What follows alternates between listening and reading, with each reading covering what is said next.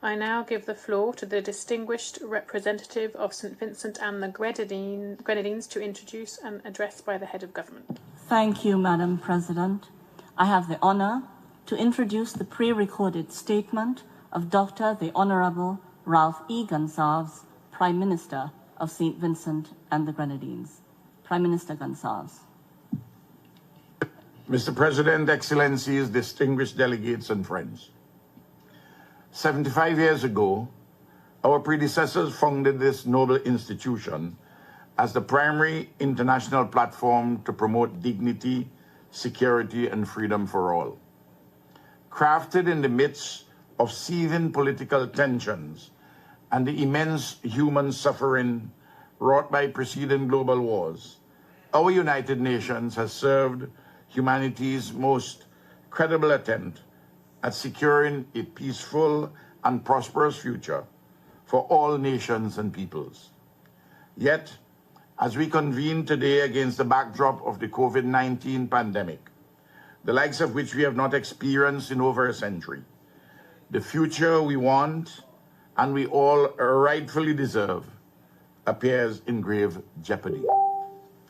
Amidst the rising tides of climate change, the scourge of desertification and land degradation, including in the Sahel, the challenges to biodiversity, the social, political, and economic inequities of the global economy, and the unevenness and contradictions of a lopsided multilateral system in which the norms and rules are conveniently applied and upheld in favor of the powerful.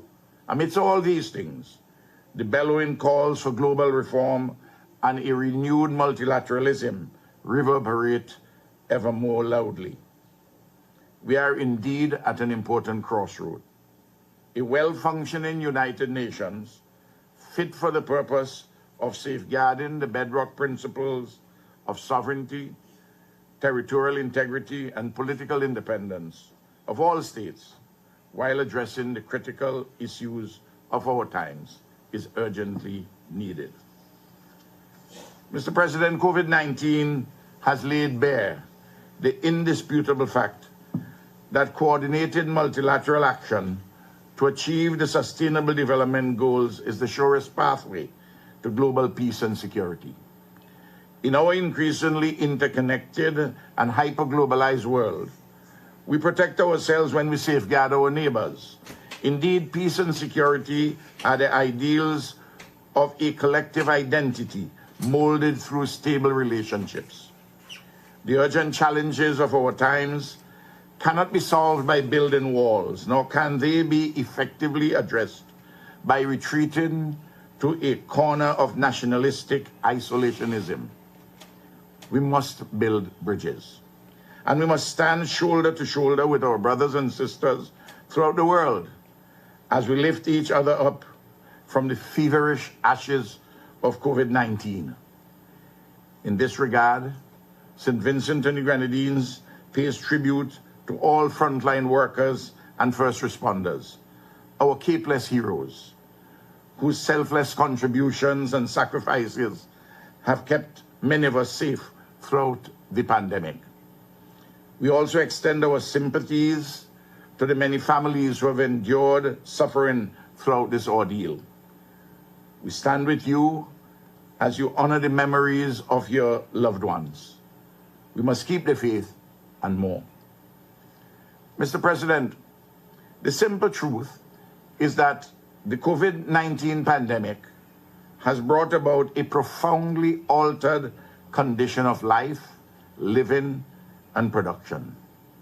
None of the awesome challenges arising from this altered condition can be solved by incrementalism or minimalist pragmatism, which merely tinkers with the pre-existing global economy.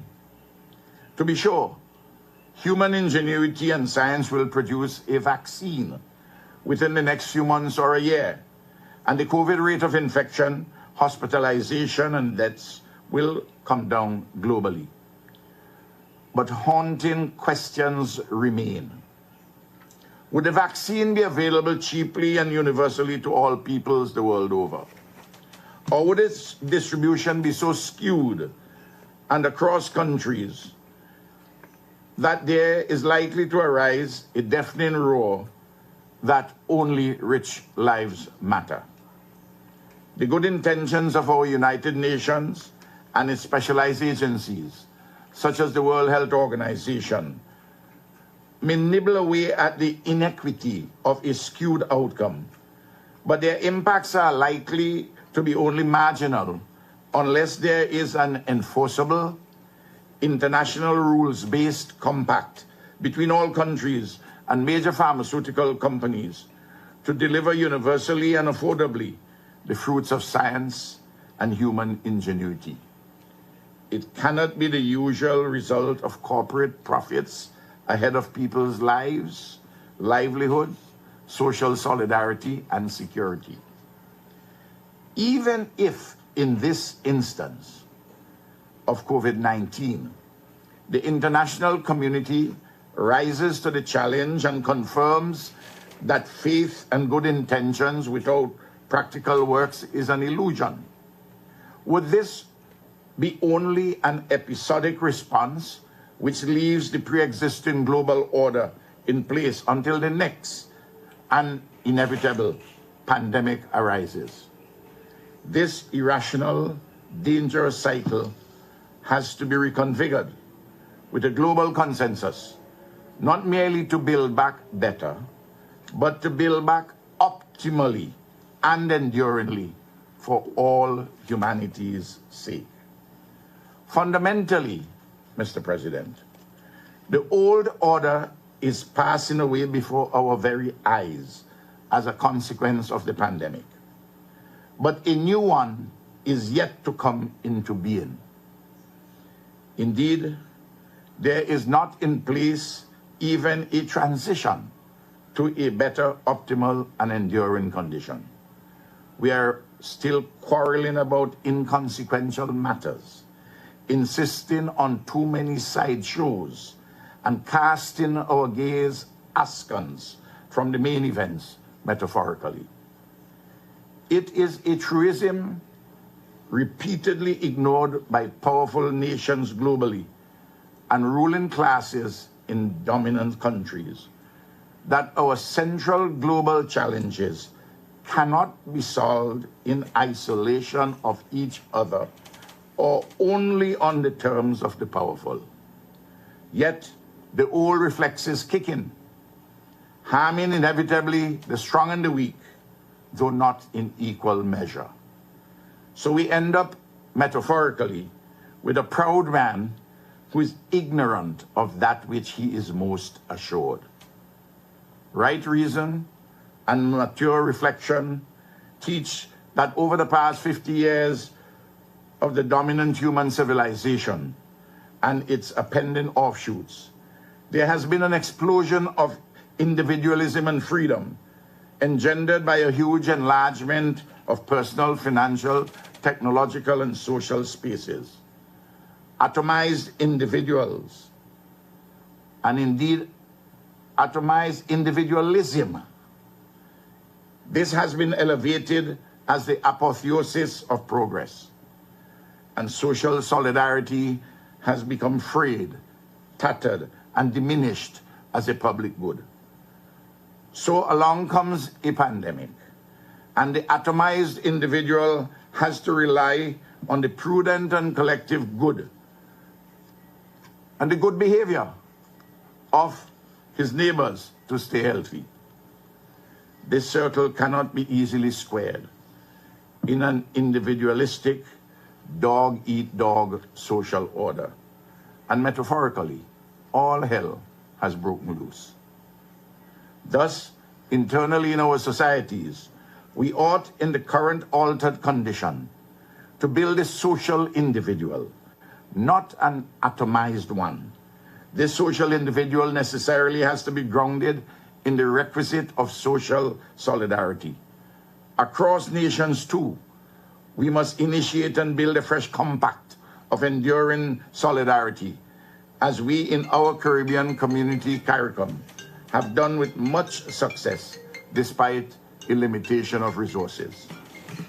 Our United Nations and its specialized agencies are the locales for the construction of an ambitious, renewed global compact, not of world government, but of a genuine community of nations through a bona fide multilateralism grounded in international law. This is not merely a technical exercise, but a profoundly political one of the first order, in which this revitalized compact is efficaciously fashioned on the fertilized soil of genuine commitment among all nations. Let us thus lift humanity higher. In this regard, powerful states must roll back their unilateralist, unwholesome, and prejudicial constraints on weaker nations. The list is long and includes unilateralist sanctions, weaponizing of the trade, banking, and financial systems, the misuse and abuse of so-called blacklists by developed countries against developing ones, the unilateralist termination of correspondent banking relations on purely spurious and hypocritical grounds, the breaking of international law willy-nilly to serve narrow national interests on this or that issue, including the existential matter of climate change and the relegation of small island developing states to the expendable margins of the global political economy. Mr. President, as a small island developing state, faced with an exceptional and unique admixture of existential circumstances, ranging from our inherent vulnerabilities as a small open economy with porous borders, to the legacies of underdevelopment left in the wake of European settler colonialism, native genocide, the enslavement of Africans, and the indentureship of Madeirans and Indians. St. Vincent and the Grenadines has made tremendous strides to advance meaningfully a progressive and people-centered development agenda. Yet, despite our best efforts, the disastrous economic implications of a global COVID-19 recession threatens to stymie our advances. These detrimental impacts, already disproportionately felt across the global south, stem from sharp declines in remittances, significant disruptions of trade, travel, and other economic activity, and the negative effects on social welfare as limited resources are diverted to save lives. For small island developing states, without predictable and reliable financing through concessional loans, without scaled-up development assistance, and flexible and innovative forms of debt relief, we risk falling further behind, unable to safeguard our human development agenda or provide necessary social protection to many of our people. To avert these grim prospects, ambitious reform of the international financial architecture that takes into account our small islands' exceptionalism is urgently required. Mr. President, the continued use of the illegal and inhuman economic embargo on the Republic of Cuba and the unilateral economic sanctions imposed for the purpose of stoking social unrest as a part of an externally driven regime change agenda in the Bolivarian Republic of Venezuela are but two egregious examples of how the norms and principles of international law are desecrated for sake of power and self-interest. Despite their own serious challenges, the governments and peoples of Cuba and Venezuela continue to stand as models of camaraderie and solidarity, dispatching medical brigades and essential supplies in response to COVID-19. Such is the absurd contradiction that those who employ the human rights mantra as a guise for unilateral action would willfully deprive millions of people living in countries near and far of their right to dignity and development by deploying the most debilitating foreign policy tools. The immense suffering of the people of Syria as a result of a conflict that they did not choose, and geopolitical forces over which they exert no influence, stands as a prime example of the paradox of humanitarian intervention. In similar fashion, the convergence of a parallelogram of forces, contradictory forces, in Yemen has precipitated a humanitarian crisis of monumental proportions. Syria and Yemen are arguably two of the biggest catastrophes in the world, which require constructive forms of multilateral engagement that yield people-centered solutions with full respect for international law. I feel sure that interested regional powers yearn for peace and stability in Yemen and Syria. Mr. President, St. Vincent and the Grenadines reaffirms its solidarity with the Palestinian people, whose daily existence remain marred by the persistent threat of illegal annexation. Honoring the Palestinian people's long-held quest for self-determination and statehood by revisiting the question of full membership of the United Nations is a matter that is long overdue and an essential component of lasting solution, a lasting two-state solution in the quest for a sustainable peace in the Middle East. Both Palestine and Israel must get together and sort this matter out. In a similar vein, the constructive and pragmatic intergovernmental engagement of Taiwan as a responsible advocate for sustainable development and an exemplar of the magnificent Chinese civilization validates the case for Taiwan's meaningful participation in the specialized agencies and bodies of the United Nations. Mr. President, the complex challenges of the 21st century will not be solved by military means or by a quest for hegemony. While those who sell weapons have been traditionally positioned to broker peace, we cannot expect to use outdated tools to address effectively contemporary exigencies.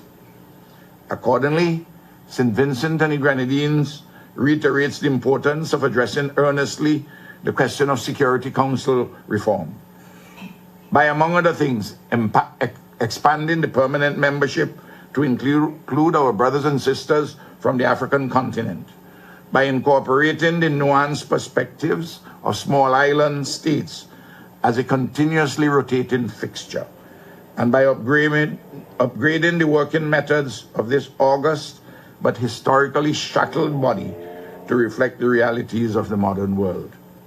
The issue continues to occupy the attention of St. Vincent and the Grenadines at the Security Council, where my country has forged a strong partnership with the three non-permanent members from Africa in what has become known as the A3+1.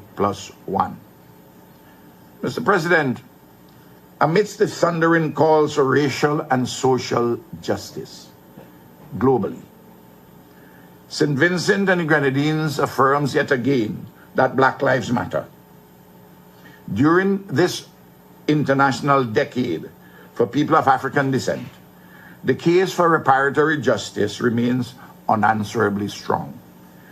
The legacies of underdevelopment in our country, arising from the genocide of our native Kalinago and Garifuna people, and the enslavement of African bodies, prompt our just and legitimate demand for appropriate recompense, grounded in historical fact, contemporary reality, and international law. From European nations and their successor nation states in North America, the international campaign for reparatory justice, widely promoted by governments across the Caribbean community and by social activists within the industrialized countries must form part of any serious effort to achieve the Sustainable Development Goals. Mr. President, as I conclude, I reiterate that the complex, consequential, and overlapping challenges facing our world today can only be resolved through inclusive, multilateral solutions and comprehensive development strategies. Admittedly, in any collective struggle for peace or prosperity, there are no easy victories. Yet, it is in our darkest moments, when these struggles seem insurmountable, that we must work together in unity and in solidarity, not in spite of, but precisely because our distinct perspectives and interests necessitate that we, the peoples, work together. As we embark on a new decade of our collective journey, let us craft a more just and equitable world in which all nations and peoples participate meaningfully in measured apportionment of burden and benefit. I thank you.